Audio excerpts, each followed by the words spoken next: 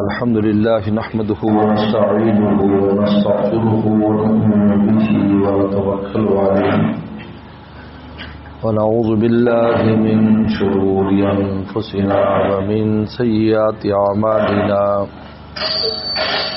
من يهده الله فلا مضل له ومن يضلل فلا هادي له ونشهد أن لا إله إلا الله وحده لا شريك له ونشهد أن سيدنا وسندنا وحبيبنا وشفيعنا ومولانا محمدا عبده ورسوله صلى الله تعالى عليه وعلى آله وأصحابه وبارك وسلم. أما بعد فأعوذ بالله من الشيطان الرجيم. بسم الله الرحمن الرحيم. ونفس وما سواها فألهمها فجورها وتقواها قد أفلح من زكاها وقد خاب من دساها. وقال النبي صلى الله عليه وسلم الكيس من دان نفسه وعمل لما بعد الموت أو كما قال عليه الصلاة والسلام. صدق الله وصدق رسوله النبي الكريم. میرے محترم بزرگوں دوستوں اور میری ماں بہنوں، کافی عرصے کے بعد جہاں مجلس منعقد ہوئی ہے، کام چل رہا تھا، الحمدللہ کافی حد تک خانقاہ مکمل ہو گئی ہے. انشاءاللہ میری خواہش ہے اور آئندہ جب اجتماع ہو وہ اجتماع جمعے کی عصر سے اتوار کی ظہر تک ہونا چاہیے اور آپ پوری بستر سمیت یہاں پر رہیں. درد دل سیکھنا ہے اگر دوستو ساتھ میرے رہو پھر سکھائیں گے ہم. درد دل سیکھنا ہے اگر دوستو ساتھ میرے رہو پھر سکھائیں گے ہم. کونوا مع الصادقین. اللہ نے اپنی ولایت اور دوستی کے لیے صادقین کی صحبت کی شرط قرار لگائی ہے کہ میری ولایت اور دوستی صادقین کی صحبت سے ملے گی. اللہ تعالیٰ تو قادر ہے ہمیں ویسے ہی اپنی دوستی دے دے، لیکن سنت الہی نہیں ہے. دیکھو اللہ تعالیٰ نے قرآن مجید میں آدم السلام کا قصہ ذکر فرمایا کہ ہم نے آدم کو پیدا کیا نہ باپ نہ ماں. اماں حوا کا ذکر کیا کہ بغیر ماں کے مانا دیا. عیسیٰ السلام کا ان مسئلہ عیسیٰ عند اللہ کا مسئلہ آدم. لوگ تعجب کرتے تھے کہ عیسیٰ علیہ السلام بغیر باپ کے کیسے پیدا ہو گئے. اللہ نے ان کا تعجب دور کر دیا کہ آدم کی پیدائش نہیں دیکھتے. اگر ہم آدم کو بغیر ماں باپ کے پیدا کر سکتے ہیں تو عیسیٰ علیہ السلام کو اگر ہم نے بغیر باپ کے پیدا کیا ہے تو یہ ہماری قدرت ہے، یا تو اس سے پہلے مثال نہ گزری ہو. اس لیے یہودیوں کے جو اشکال تھا یا جو سوال تھا یا یہودیوں نے جو الزام لگایا تھا اس کا جواب دیا کہ تم اس پر تعجب کیوں کرتے ہو. لیکن سنت الہی کیا ہے کہ جب مرد عورت ملتے ہیں تو اولاد ہوتی ہے. تو اللہ تعالیٰ نے اپنی ولایت اور دوستی کے لیے کونوا مع الصادقین، یہ سنت الہی ہے کہ میرے سچے دوستوں کے ساتھ رہو. حکیم الامت تھانوی رحمۃ اللہ علیہ فرماتے ہیں آدم صلی اللہ علیہ وسلم سے لے کر قیامت تک کوئی اللہ کا ولی نہیں بن سکتا جب تک کسی ولی کی صحبت نہیں اٹھائے گا. صحابیت کے لیے نبی کی صحبت چاہیے اور ولایت کے لیے ولی کی صحبت چاہیے، اللہ کے غلاموں کی صحبت چاہیے. صادقین کی کونوا مع الصادقین، ان کے ساتھ رہو. اور صادقین قیامت تک آتے رہیں گے. ہمارے حضرت مولا شاہ کی مختار صاحب رحمۃ اللہ علیہ فرمایا کرتے تھے کہ ایک باپ اپنے بچے سے روزانہ کہتا ہے کہ بیٹا دودھ پیا کر، تو بہت کمزور ہے، دودھ پیا کر، اور دودھ لا کر نہ دے باپ، تو یہ ابا ظالم ہے کہ دودھ کی نصیحت تو کرتا ہے لیکن دودھ مہیا نہیں کرتا۔ بچہ کیسے دودھ پیے گا جب دودھ ہی نہیں مل رہا ہے؟ تو کوئی ایسا ابا نہیں ہوگا کہ جو اپنے بچے کو دودھ کی نصیحت کرے اور دودھ لا کر نہ دے، ورنہ وہ ظالم ابا ہوگا۔ تو ہمارے شیخ فرمایا کرتے تھے جب ربا فرمائے کونوا مع الصادقین کہ میرے سچے دوستوں کے ساتھ رہو اور سچے دوست پیدا نہ کرے تو یہ تو ربا ظالم ہو جائے گا، اور ربا ظالم ہے لیس بالظلام للعبید۔ اللہ فرماتے میں تو ذرا بھی ظلم کرنے والا نہیں۔ اس کا مطلب ہے قیامت تک صادقین پیدا ہوتے رہیں گے جن کی صحبت سے انسان اللہ کے ولی اور دوست بنتے رہیں۔ یہ طلب اور ڈھونڈنا میرا اور آپ کا کام ہے۔ اب میں اور آپ تلاش کریں، میں اور آپ ڈھونڈیں۔ اس طرح ہم دنیا میں ہر شے کو تلاش کرتے ہیں کہ اچھی چیز کہاں ملتی ہے، اس کے لیے سرچ کرتے ہیں، پھر ہم اس چیز کو خریدتے ہیں۔ تو اللہ کے دوستوں کو تلاش کریں۔ اور یہ عجیب بات ہے کہ جب آدمی طلب ہوتی ہے نا، طلب، حضرت جنید بغدادی رحمۃ اللہ علیہ کے قصہ لکھا ہے۔ حضرت جنید بغدادی رحمۃ اللہ علیہ ان دنوں میں کچھ جہاد چل رہا تھا ان کناروں پر، تو حضرت گھوڑے کی مشق بھی کیا کرتے تھے۔ یہ ہمارے جو بزرگان دین تھے اس طرح تسبیح کے ماہری نہیں تھے، تلوار کے بھی دھنی تھے اپنے دور میں، جن بڑے بزرگوں کو اٹھا لو۔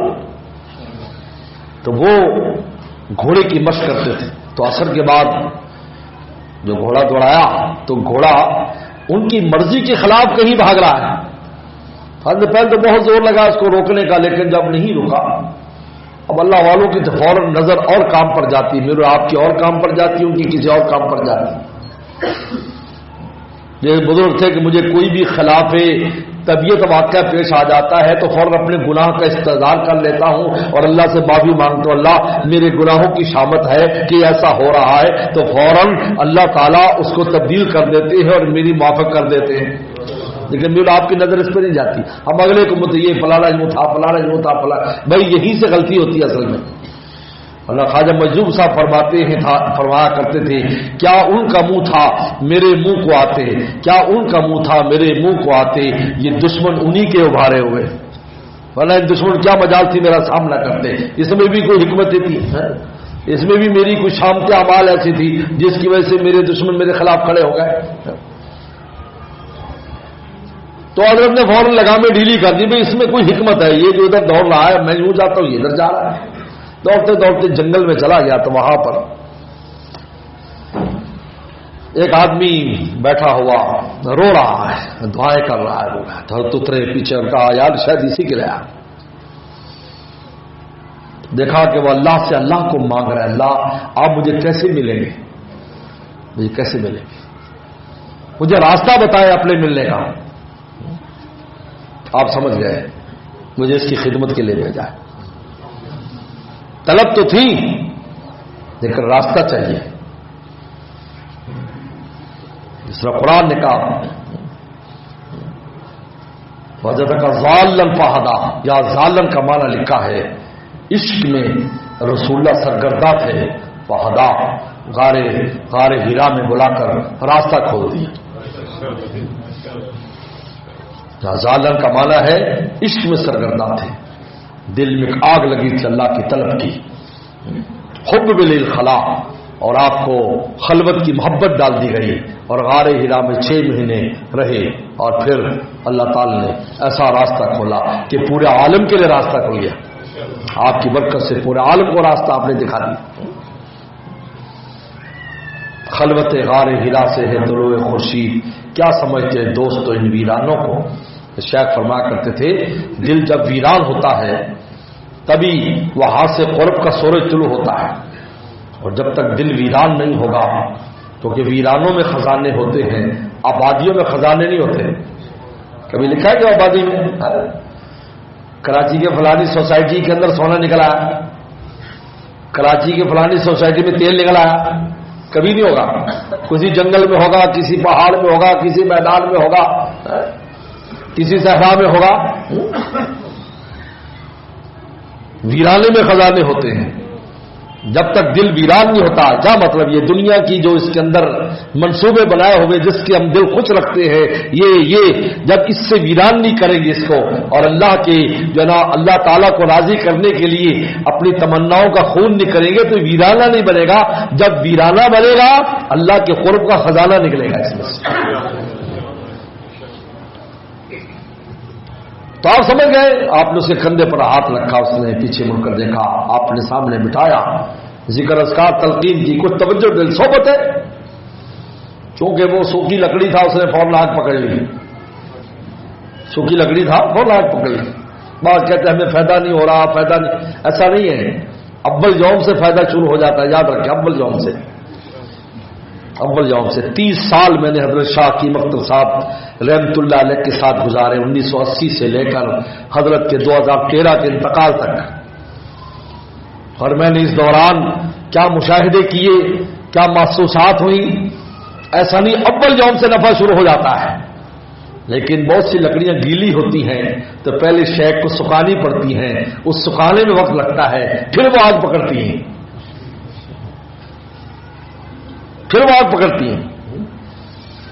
میں نے 15 سال ایک شخص کو دیکھا، ہمارے حضرت مولانا رحمت اللہ علیہ کے سامنے بیٹھتے تھے جمعے والے دن سامنے، اور بالکل تازہ جو ہے نا وہ بالکل ہر چیز صاف کر کے تازہ صاف کر کے آتے تھے اور بالکل ان کے سامنے بیٹھتے تھے. اور حضرت والا بیان فرماتے اور متعدد بار جو ہے نا اس سنت پر بھی بیان فرمایا اور وہ سنتے رہتے تھے. اور یعنی 15 سال تک میں یہ دیکھتا رہا اور ہمیں حیرت ہوتی تھی کہ یار یہ کیسا شخص ہے کہ اس کے اندر ذرا تبدیلی نہیں آتی. لیکن پھر جب تبدیلی آئی تو حضرت کے خلیفہ بن کے دنیا سے رخصت ہوئے، انتقال کر گئے رحمہ اللہ رحمۃ اللہ سے. اس لیے کہتے کہ جب یہ جو پانی گرتا ہے اور پھر وہاں پتھر میں سوراخ ہو جاتا ہے تو کہتے یہ پہلے قطرے سے ہی شروع ہو جاتا ہے سوراخ، لیکن اس کا ظہور بعد میں 100 قطرے یا 10 دن یا 20 دن یا 50 دن کے بعد اس کا ظہور ہوتا ہے. لیکن جو پہلا قطرہ گرا تھا اس نے بھی اپنا کام دکھایا تھا. اس دن پہلے دن بھی اگر کوئی چلا جائے، اس لیے میرے شیخ فرماتے تھے اگر کوئی کسی اللہ والے کو محبت سے دیکھ لیتا ہے کہ یار یہ نیک انسان ہے، اس محبت سے بھی دیکھ لیتا ہے، اللہ اس نگاہ کی بھی ایسی قدر فرماتے ہیں کہ اس کے مقدر میں اپنی دوستی رکھ دیتے ہیں. اور بات ہے کہ وہ دوست کب بنے گا، وقت آئے گا کہ وہ دوست بن جائے گا. اور میں نے بہت ایسے واقعات دیکھے ہیں الحمدللہ، بہت قریب سے، اللہ کا شکر ہے. بہت واقعات ایسے دیکھیں گے یار کیسے تھے، کیسے کیسے ہو گئے. ہمیں توجہ فرمائی، عرفان آگ پکڑ لی، اس کا دل کھل گیا. راستہ وہ جو بند تھا راستہ کھل گیا. تو ہم نے فرمایا کہ تم مجھے جانتے ہو؟ اس سے پوچھا. میں کہا نہیں میں تو نہیں پہچانتا. میں نے کہا مجھے جنید کہتے ہیں. وہ حضرت تو بہت بڑی شخصیت تھی. وہ جنید بغدادی؟ کہا تیرا شکر ہے جنید کے میرے پاس بھیج دیا. کہا کہ دیکھو ہم فلاں جگہ رہتے ہیں، اگر آئندہ کوئی اس طریق میں کچھ مشکل پیش آئے تو خدمت کے لیے حاضر ہے. تو ہنس کے کہنے لگا ہم نے آپ کو پہلے بھی نہیں بلایا، ہم اس کا دروازہ کھٹکھٹائیں گے تو پھر سب کام ہو جائیں گے. تو اس پر حضرت شاہ محمد احمد صاحب پرتاپ گڑھی فرمایا کرتے تھے اگر صادق ہیں آپ اقرار محبت میں، اگر صادق ہیں آپ اقرار محبت میں، طلب خود کر لیے جائیں گے دربار محبت میں. طلب سے سب سے پہلا کام طلب ہے. سب سے پہلا کام یہ ہے کہ میں اور آپ اس بات کی نیت کریں کہ ہم اللہ کا دوست بننا ہے. اصل بات تو یہی سے شروع ہوتی ہے، اس بات کی نیت بھی نہیں ہے. دیندار بھی کہتا ہے میں جتنا دیندار اتنا کافی ہے، حالانکہ دینداری کے منازل کی کوئی حد نہیں ہے. کیوں؟ اس لیے کہ ان کی منزل ذات الہی ہے اور ذات الہی غیر محدود ہے. تو آپ بتائیں کیسے ہوگا؟ آپ مجھے بتائیں. میں ایک چھوٹی سی مثال دیتا ہوں. قرآن مجید اللہ تعالیٰ کا کلام ہے. کتنے یہاں پر ایسے بزرگ بیٹھے ہوں گے، کتنے علماء صلحاء ہوں گے جو روزانہ 5 سپارے پڑھتے ہیں. ایک ایک سپارہ پڑھتے ہیں، 10 سپارہ پر میں ان سے پوچھو کہ بھائی اسے پڑھنے میں کبھی آپ کو اکتاہٹ ہوئی؟ بولو بھائی، اخبار ایک سے دوسری بار پڑھا نہیں جاتا، ردی کی ٹوکری میں ڈال دیتے ہیں۔ خط کتنا کسی پیارے کا آیا ہو، اپنے پتر کا ہی آیا ہو غیر ملک سے، 2 کے بعد تیسری بار پڑھا نہیں جاتا کہ بس پڑھ لیا یار اس میں کیا ہے۔ تو قرآن مجید کی لذت کیوں ختم نہیں ہوتی؟ کیونکہ اس کا تعلق ذات الہی سے ہے اور وہ غیر محدود ہے۔ اس کلام کی لذت بھی غیر محدود ہے، کبھی ختم ہونے والی نہیں۔ تو آپ مجھے بتائیں اللہ کے قرب کی لذت آپ بتائیں تو دینداری کے جو درجات ہیں کیا وہ کچھ بند ہے کہ فلاں جگہ تک ہے اس کے آگے نہیں ہے؟ ہاں دنیا کے ہوتے یہ جو کتنے بڑے بڑے بینک ہیں لیکن LTD لکھا ہوتا ہے، LTD میں لمیٹڈ، یعنی ہم بھی ایک محدود حد تک کام کرتے ہیں، اس سے زیادہ سرمایہ کاری نہیں کر سکتے۔ لیکن کہیں دین کے کسی پر جگہ نہیں لکھا، کسی مدرسے پر، کسی خانقاہ پر، کسی مسجد پر نہیں لکھا لمیٹڈ کہ یہاں تم آؤ گے تمہیں قرب کا اجر کا لمیٹڈ خزانہ ملے گا، لیکن ان لمیٹڈ ہے۔ اس سے اللہ نے 700 کے بعد بھی فرمایا کہ اللہ چاہے تو اس کے اندر بھی اضافہ فرما دے۔ بلکہ بعض حضرات نے تو عجیب بات لکھی ہے، بعض علماء نے، ابن رجب حنبلی وغیرہ بہت بڑے لوگ ہیں، انا انزلنا لیلۃ القدر کے بارے میں خیر من الف شہر، کہ خیر من الف شہر، کہ لیلۃ القدر کا اجر و ثواب جو ایک رات کا ہے یہ 1000 مہینوں سے زیادہ ہے۔ تو وہاں بولے ایک عجیب نقطہ لکھا، انہوں نے کہا کہ 1000 مہینوں سے زیادہ، یہ نہیں کہ ایک مہینے پر زیادہ، کتنا زیادہ؟ کہا یہ اللہ کا زیادہ ہے، جس طرح اللہ ہے اس کا زیادہ بھی اتنا ہی۔ زیادہ وہ کہتے یہ کہہ دینا کہ جی 80 سال سے زیادہ نہیں، کہا کہ لا محدود، اگر وہ رات قبول ہو جائے تو لا محدود اجر و ثواب عطا فرماتے ہیں۔ خیر، یہ نہیں کہا 1000 مہینے، خیر، اور خیر زیادہ، کس کا زیادہ؟ اللہ کا زیادہ۔ اللہ نے قرآن مجید میں کہا کہ وَلِلَّذِينَ أَحْسَنُوا الْحُسْنَى وَزِيَادَةٌ، کہ وہ جو حسنہ نیکی کریں گے ان کے لیے ہم نے حسنہ رکھی ہے اور حسنہ پر زیادہ رکھا ہے، اور حسنہ جنت ہے، اور زیادہ اللہ تعالیٰ کی زیارت ہے، اور اللہ تعالیٰ کی جو زیارت ہے وہ محدود نہیں ہے، تو غیر محدود خزانہ ہے۔ جنتی وہاں اللہ کی زیارت کرے گا تو یہ بھی بھول جائے گا میں کسی جنت میں رہتا ہوں، ایک لمحے کو بھی اس کو جنت کا خیال نہیں ہے، ایک لمحے کو، یعنی اس کو وسوسہ بھی نہیں گزرے گا کہ میری کوئی جنت ہے اور میں اتنے راحتوں میں رہتا ہوں، کیونکہ اللہ کی دیدار کی ایسی لذت اس کو آ رہی ہوگی کہ ساری لذت اس کے سامنے ہیچ ہو جائے گی۔ یہ زیادہ ہے، یعنی زیادہ میں اپنی ذات کو پیش کیا ہے۔ تو فرماتے خیر من الف شہر۔ تو میں عرض کر رہا تھا کہ دینداری اور اللہ کے قرب کے جو درجات ہو تو محدود ہی نہیں ہیں، جتنے چاہے حاصل کرے۔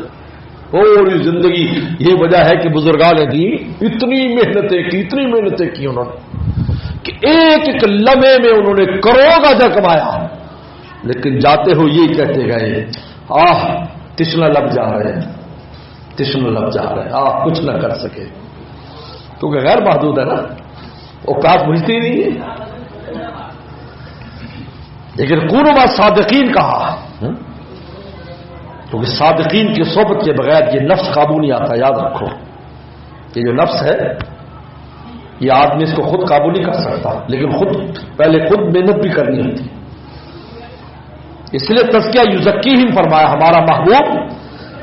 ہمارا محبوب صحابہ کرام کے نفس کا تزکیہ کرتا ہے، اس کو پاک کرتا ہے، اس امارہ کو لبامہ بناتا ہے، پھر لبامہ سے مطمئنہ بناتا ہے۔ یہ 3 درجے تو دنیا میں ملتے ہیں۔ پہلا تو امارہ ہے کہ یہ برائیوں کو حکم دیتا ہے، لیکن جب خوف قیامت آ جاتا ہے تو لبامہ بنتا ہے۔ اس لیے اللہ نے قیامت کے ساتھ نفس لبامہ کو جوڑا ہے۔ لا اقسم بیوم القیامہ ولا اقسم بالنفس اللوامہ، کہ میں قیامت کا لفظ لوامہ کی قسم کھاتا ہوں کہ جب خوف قیامت آ جاتا ہے تو اس کے اندر ملامت پیدا ہو جاتی ہے کہ گناہ بھی کراتا ہے، روتا بھی ہے۔ ادھر گناہ کرایا اور ادھر رونا شروع کر دیا، اللہ معاف کر دے، مجھ سے خطا ہوگی، مجھ سے غلطی ہوگی، میں نالائقی کر بیٹھا۔ اللہ کو یہ پسند ہے، گریہ زاری پسند ہے۔ تو کہتے ہیں اللہ تک امام غزالی کے استاد امام عبد المالک جوینی رحمۃ اللہ علیہ امام الحرمین، وہ ہمیشہ دعا کرتے تھے، ہر سال حج کرتے دعا کرتے اللہ مجھے ایسا کر دے، مجھے معصوم بنا دے کہ مجھ سے گناہ نہ ہو، ہر سال یہ دعا کرتے۔ بعض لوگوں کا یہی ہوتا ہے کہ اب سے گناہ ایسا ہو جائے کہ بس کوئی گناہ نہ ہو، دعا کرتے رہے 1 سال 2 سال 3 سال، اب 1 سال بڑے اور دعا کر رہے ہیں بڑی توجہ سے، تو جواب آیا اے امام الحرمین، ہم نے اپنے تک پہنچنے کا کون سا ایک راستہ رکھا ہے کہ اسے سے آنا ہے؟ ہمارے ہاں ندامت کا راستہ بھی ہے، اگر گناہ ہو گیا تو ندامت کے راستے سے آ جاؤ۔ ایک راستہ تو فرشتوں کے لیے رکھا ہے کہ بس نیکی کرو گے تو بس کام ہے، اگر ذرا بھی تم نے ادھر ادھر کیا تو خیر نہیں ہے، لیکن تمہارے لیے نہیں، تمہارے لیے تو کئی راستے، کبھی طاعتوں کا سرور ہے، کبھی اعتراف قصور ہے، کبھی نیکی کر رہا ماشاء اللہ الحمدللہ اللہ نے جی یہ توفیق دے دیا، تجربہ اللہ تیرا شکر ہے، تلاوت کر لیا اللہ تیرا شکر ہے، آج مجلس میں گیا اللہ تعالیٰ شکر ہے، کبھی طاعتوں کا سرور ہے، کبھی اعتراف قصور ہے، ملک کو جس کی نہیں خبر وہ حضور میرا حضور ہے، کیونکہ ندامت کے ذریعے بھی ایک حضوری جو عطا فرماتے ہیں وہ حضوری اور ہے، یا شان غفوریت ان کی ظاہر ہوتی ہے، اس لیے کہتے ہیں انسان وہ واحد مخلوق ہے جس پر اللہ کی ساری شانیں ظاہر ہوتی ہیں، یہ عجیب بات ہے، ساری شانیں ہم پر ظاہر ہوتی ہیں۔ آپ اللہ کے 99 نام اللہ تعالیٰ کے پڑھ لیں اور پھر آپ غور کریں ہر نام میں جو وصف اللہ نے رکھا ہے اس کا ظہور حضرت انسان پر ہوتا ہے، اس لیے تو پیدا کیا ہے کہ مخلوقات تو بہت میں نے بنائی ہے لیکن اس پر میری پوری تجلیات کا ظہور نہیں ہوتا، اگر میری پوری تجلیات کا ظہور ہے تو یہ حضرت انسان پر ہے کہ کبھی قرب کے اوپر مقام پر جاتا ہے تو شان قبولیت اور انداز میں پاتا ہے، کبھی ندامت میں تو سرا میں گر جاتا ہے، پھر شان غفوریت سے میں اس کو اٹھاتا ہوں۔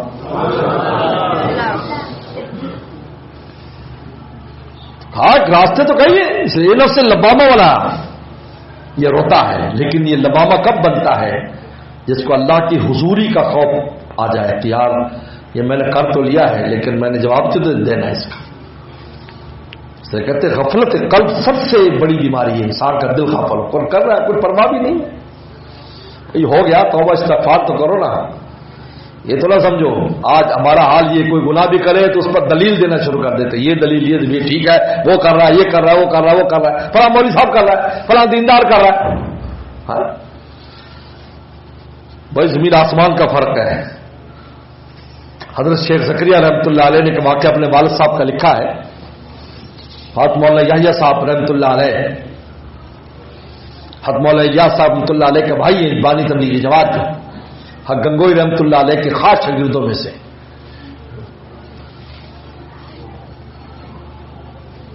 تو فرمایا کہ وہ کنویں کے اوپر مزارلوم کے سین وہ جو کنویں پر بیٹھے تھے اور طالب علم جو ہے نا وہ پانی نکال نکال کر مشق سے ان پر ڈال رہے تھے، 1 2 3 4 20 وہ ڈالے انہوں نے، اس کو پنجاب میں بوکا کہتے ہیں، 20 بوکے اور 20 جو ہے نا وہ اس پر ڈالے، مشکیزیں ڈالے۔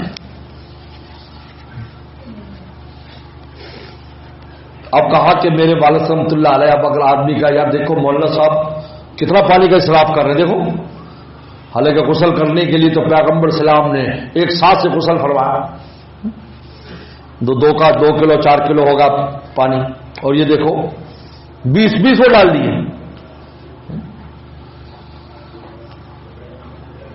اب ان سے پوچھا گیا کہ آپ نے اتنا پانی ڈلوایا؟ کہ میں نے تو نیت یہ کی تھی، گرمی بہت لگ رہی تھی، تبرید کی نیت سے کہ میرا جسم ٹھنڈا ہو جائے تو پورا سمندر بھی ڈال لوں، اگر تک ٹھنڈا نہیں ہوگا تو ڈالتا رہوں گا، میں تھوڑی فرض غسل کر رہا ہوں۔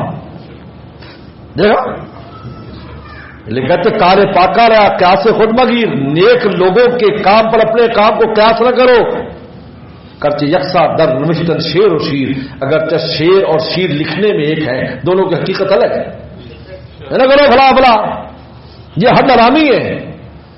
بہترین طریقہ یہ ہے کہ فوراً ندامت، اللہ معاف کر دے، معاف کر دے. یہ نفس لبامہ ہے، لیکن یہ خوف قیامت سے آتا ہے. جب آدمی کو خوف ہو کہ یار میں اللہ کے سامنے جواب دینا ہے.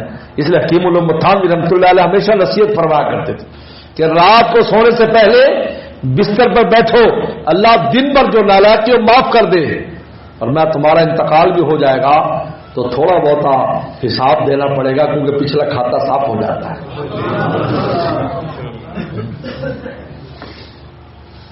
میرے شیخ حضرت فرمایا کرتے تھے جس کو استغفار کی توفیق مل گئی، جس کو استغفار کی توفیق مل گئی، پھر نہیں جائز ہے یہ کہنا کہ وہ بخشیدہ نہیں. توفیق استغفار جو ہے یہ خود دلیل ہے اس بات کی کہ اللہ اس کو معاف کرنا چاہتے، اس لیے تو توفیق استغفار دی ہے. بھائی توفیق استغفار اور ندامت دینا یہ دلیل ہے کہ معاف کرنا چاہتے ہیں. جیسا ابا کہتا ہے اپنے بچے سے معافی مانگو، چلو معافی مانگو، ابھی معافی مانگو، ابھی معافی مانگو. آپ مجھے بتائیں، میرے شیخ فرمایا کرتے تھے کہ اگر کسی کو غلطی، بڑے افسر کی غلطی ہوگی، سیٹھ کی غلطی ہوگی، وہ کہے کہ جی مجھ سے غلطی ہو گئی، انہوں نے کہا چل درخواست لکھ کر لا، معافی نامہ لکھ کر لا. ہم بھی کرتے ہیں، طالب علم بھی غیر حاضر رہا یا طالب علم نالائقی کی کہ چلو معافی نامہ لکھ کر لاؤ، تو وہ روتے ہوئے نہیں جاتا، ہنستے ہوئے جاتا ہے کہ یہ معافی نامہ کا جو ہٹ رہا ہے نا، یہ دلیل ہے کہ معافی ہو گئی. تو یہ درخواست لکھوانا دلیل ہے کہ معافی ہو گئی، کیونکہ انہوں نے کہا یہ ایسے لکھ کے لا، چل جلدی کر. تو جو اللہ تعالیٰ فرماتے استغفر ربکم، استغفار کرو، تو ہمیں جو استغفار کا حکم دیا ہے، توبہ کا حکم دیا ہے، یہ اس لیے دیا ہے کہ معاف کرنا چاہتے ہیں، اس لیے تو حکم دیا ہے. تو اگر انسان کو توفیق ندامت ہو جاتی ہے، نفس لبامہ اس کے آگے مطمئنہ ہوتا ہے. پھر لبامہ جب چلتا رہتا ہے تو ایک وقت آتا ہے ذکر کی برکت سے، صحبت کی برکت سے، مجاہدے کی برکت. 3 چیزیں چاہیے. مجاہدہ چاہیے کہ اپنے نفس کے خلاف چلے، اس سے کوئی ایسا کام نہ ہونے دے جس سے اللہ رسول ناراض ہو، پوری کوشش کرے، اس پر پوری کوشش کرے. پھر اگر گر جائے فوراً توبہ استغفار اور ندامت کرے، لیکن پہلے پورا زور لگائے، یہ فوراً ہاتھ پاؤں نہ ڈال دے، نہ چت کر سکے نفس کے پہلوان کو تو یوں ہاتھ پاؤں بھی ڈھیلے نہ ڈالے. ارے اس سے کشتی تو ہے عمر بھر کی، کبھی تو دبا لے کبھی وہ دبا لے. یہ کیا ہے کہ نیچے انسان چاروں سانے چت لیٹ جاتا ہے، ادھر نفس نے کوئی مطالبہ کیا اور فوراً حاضر ہو جاتا ہے. یہ بہت خطرناک بات ہے، بہت خطرناک بات ہے. یاد رکھو اگر ایک آدمی بہت ذرا ظالم و تکڑا ہے، ہر ایک کو تھپڑ مارتا ہے، جس کو چاہے جا کے تھپڑ مار دیتا ہے، مکہ گھونسا لگا دیتا ہے. لیکن ایک ایسا ہے وہ چاہے بچہ ہی کیوں نہ ہو، اس کو تھپڑ مارتا ہے، وہ اٹھا کر اس کو پتھر مارتا ہے، وہ پھر تھپڑ مارتا ہے، وہ پھر پتھر مارتا ہے. آئندہ کے لیے وہ اس کو تھپڑ نہیں مارے گا اور کہا کہ یار یہ پتھر مارتا ہے، ایسی نہ ہو کسی خطرناک جگہ میرے لگ جائے. کیونکہ اور جو عام سے تھپڑ آرام سے کھا رہے ہیں ان کو تھپڑوں تھپڑی کر دے گا. نفس کا یہی حال ہے، اگر تم چت لیٹ جاؤ گے تو تمہیں کبیرہ سے بھی آگے کہیں تک لے جائے گا، اور اگر تم اس کے سامنے کھڑے ہو جاؤ گے نہیں مانو گے، پھر اگر وہ گرا بھی لے گا تو نفس کہے گا یار گرانا آسان نہیں ہے، اتنا آسان اس کو نہیں ہے، لہذا اس کو زیادہ تنگ کرنے کی بھی ضرورت نہیں. آپ تجربہ کر لیں، تجربہ ہے، تجربے کی بات بتا رہا ہوں کہ جو کھڑا ہو جائے سامنے نہیں تو گالی دے وہ نہیں چڑھے گا. آج ہم نفس کے سامنے لیٹ جاتے ہیں، نہیں کہ پہلا کام مجاہدہ کرنا ہے کہ سامنے کھڑے ہونا ہے، اور دوسرا کام ذکر کرنا ہے، ذکر کی بندی. یہ ذکر سے انسان کو ٹانک ملتا ہے، اس سے قوت ملتی ہے، اس سے نور ملتا ہے، اس سے روح میں قوت پیدا ہوتی ہے. نہیں میرے شیخ فرماتے ہیں ذکر کا ناغا روح کا فاقہ ہے، ہمارے اپنے معمولات ہی نہیں ہیں. لے میرے حضرت والا ہم علماء کو بہت نصیحت کرتے تھے کہ تم علماء نے پیغمبر صلی اللہ علیہ وسلم کی جلوت کی سنتیں تو لے لی کہ درس دے رہے ہو، نمازیں پڑھا رہے ہو، تقریریں کر رہے ہو، سب کچھ کر رہے ہو، لیکن خلوت کی سنتیں نہیں لی کہ رسول اللہ صلی اللہ علیہ وسلم خلوت کے اندر بھی آپ کے معمولات تھے جس سے روح کے اندر قوت پیدا ہوتی تھی. کہا کہ جلوت کے ساتھ خلوت کی فکر کرو. اور تھانوی فرماتے ہیں جس کی خلوت نہیں ہے اس کی جلوت بھی نہیں ہے. ہر ایک سے نصیحت کی، کچھ نہ کچھ معمول ہونا چاہیے ذکر اذکار کا، 15 منٹ 20 منٹ، زیادہ تھوڑا سا ہی ہو، تھوڑا سا ہی۔ یہ ذکر عجیب ہے، تھوڑا سا تھوڑا نہ سمجھو۔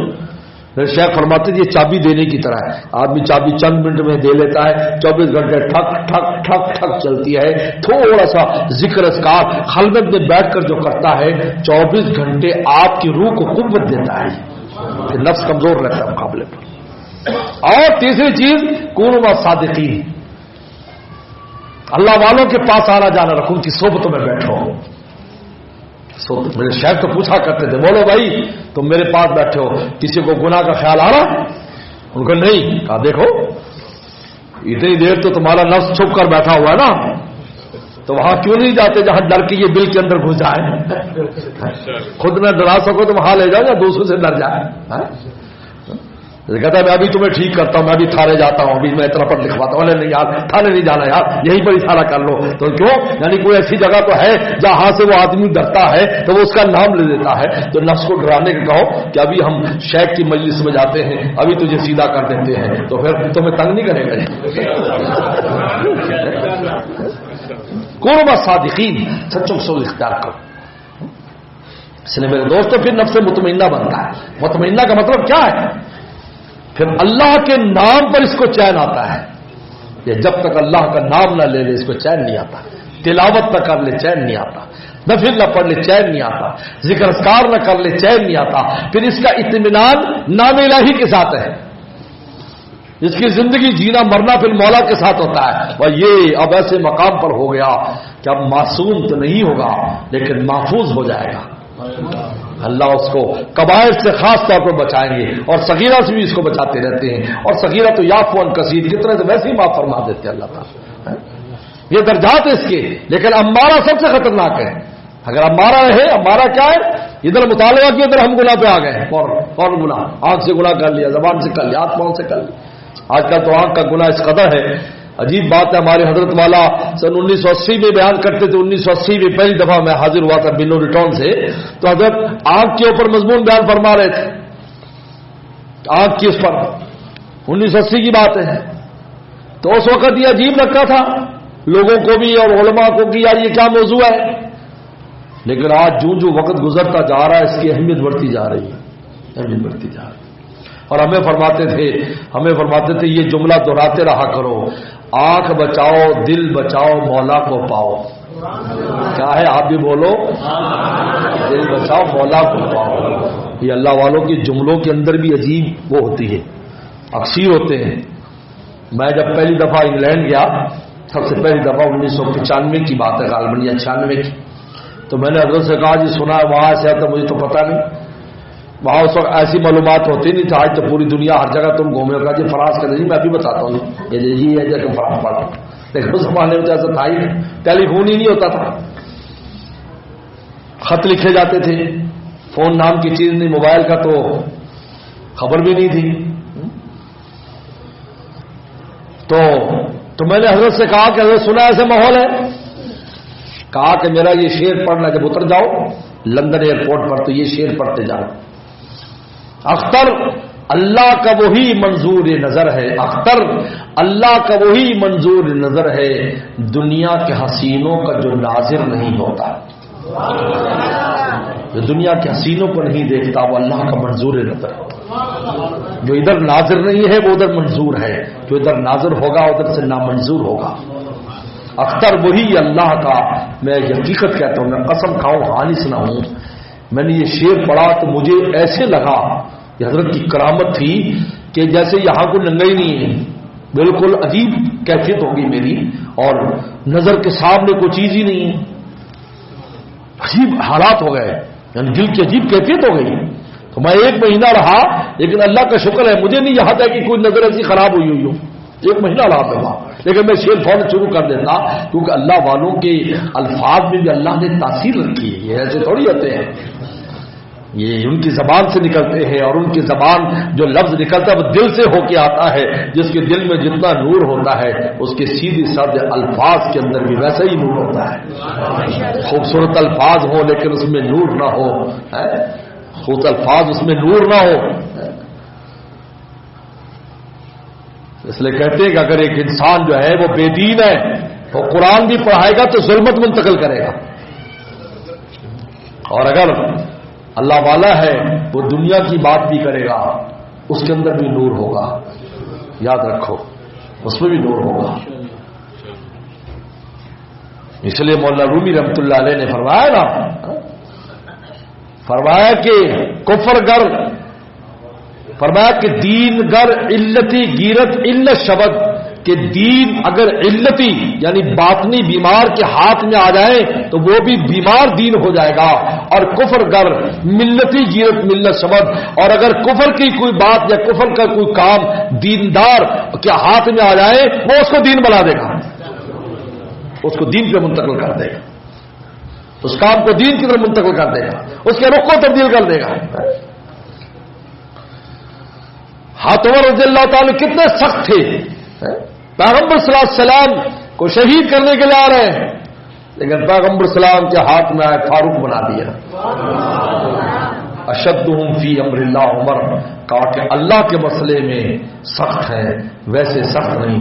چنانچہ قصہ لکھا ہے کہ آپ دوپہر کو جب نکلا کرتے تھے باہر جایا کرتے تھے، اس لیے کہ بچے پتھر مارتے تھے کھجوروں کو، تو نگرانی کرتے تھے کہ لوگ سو رہے ہیں دوپہر کو گرمی میں، اور پتھر جو ہے نا وہ پتھر مارتے ہیں بچے، اور اس کھجوریں خراب ہوتی ہیں۔ تو جب آپ باہر نکلے تو آپ نے دیکھا کہ کھجور جو باہر لٹکی ہوئی تھی، کیونکہ وہاں باغوں کی دیواریں ہوتی ہیں 10-10 فٹ اونچی، تو وہ باہر لٹکی ہوئی تھی، تو اس کو پتھر مار رہے۔ تو حضرت عمر رضی اللہ عنہ کو دیکھا، سارے بچے دوڑ گئے، ایک چھوٹا سا بچہ، بالکل چھوٹا سا بچہ 7 سال کا ہوگا 8 سال کا ہوگا، وہ جھولی کے اندر کافی ساری کھجوریں بھر کے کھڑا تھا، تو وہ نہیں بھاگا۔ تو حضرت عمر رضی اللہ پہنچے تو زور سے کہا السلام علیکم یا امیر المومنین۔ اب غصے میں تو تب ہنسنے لگے، انہوں نے کہا کیوں تم نے یہ پتھر کیوں مارتے ہو؟ انہوں نے کہا نہیں میں تو چھوٹا ہوں، میں تو میرا پتھر تو پہنچتے نہیں، وہ بھی انہوں نے کہا میرا پتھر تو نہیں پہنچ، تو پھر یہ کھجوریں، کہا یہ میں نے تو نیچے سے اٹھائی ہیں، وہ پتھر مار لے تو بھاگ گئے۔ انہوں نے کہا چلو جاؤ گھر جاؤ، کہا کہ نہیں کیونکہ ان کو تو ان کے ہاتھ میں تو آئی نہیں، آپ آ گئے تو میری والی چھین لیں گے، مجھے گھر پہنچا دیا، گھر پہنچا دیا۔ ہاتھ عمر رضی اللہ عنہ کی انگلی پکڑی اور کھجورے اس کی اسی طرح جو ہے جھولی میں ہیں، تو لے کر اس کے گھر چلے گئے اور کہا اچھا جزاک اللہ، شکریہ کر کے اندر چلا گیا۔ آپ رونے لگے، اللہ تیرا شکر ہے کہ تو نے مسلمان بچے کی خدمت امیر المومنین عمر سے لے لی۔ کیا ہوا، کہاں سے کیسے منتقل ہو یہ؟ اس لیے میرے دوستو ملت بن جاتی ہے،